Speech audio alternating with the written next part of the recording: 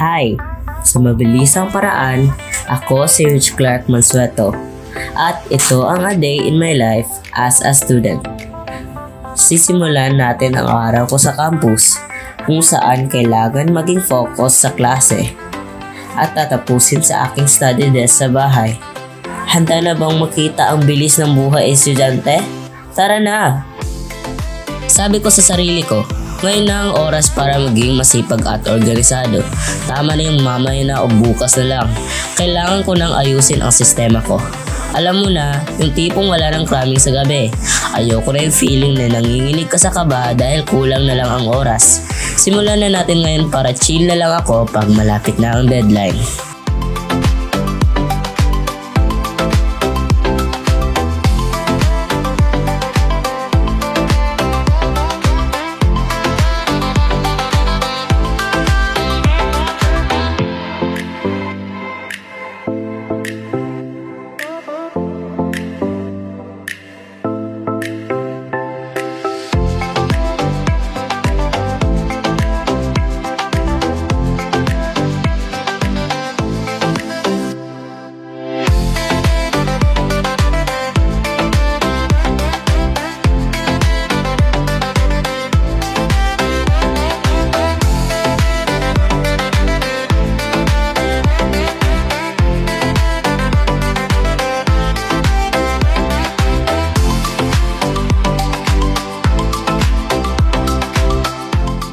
Sa totoo lang, mas gusto ko ang setting na ito.